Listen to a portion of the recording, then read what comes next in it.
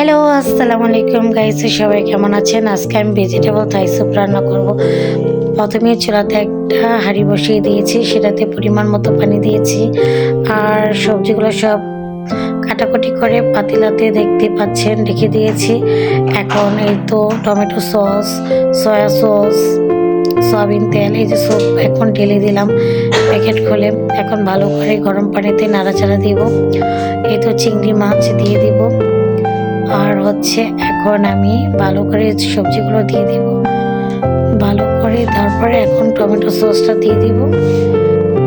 এখন ভালো করে নাড়াচাড়া দিচ্ছি। এই তো দেখতেই পাচ্ছেন যে বলক আসতেছে। সয়া সস দিয়ে দিলাম। এখন সামান্য একটু হলুদ, একটু মরিচের গুঁড়ো, একটু সামান্য পরিমাণ মতো স্বাদ মতো লবণ।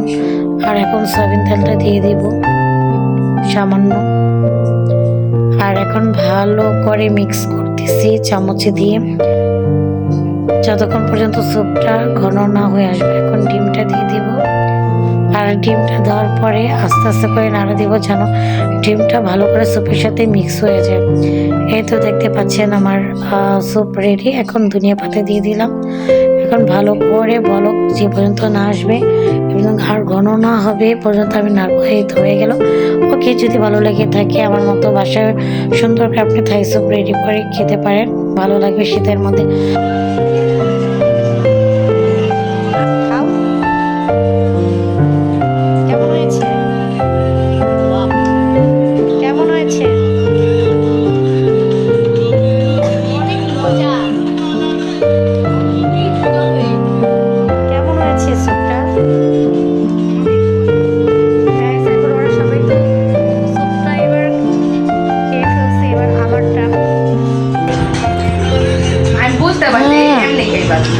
অসাধারণ হয়েছে।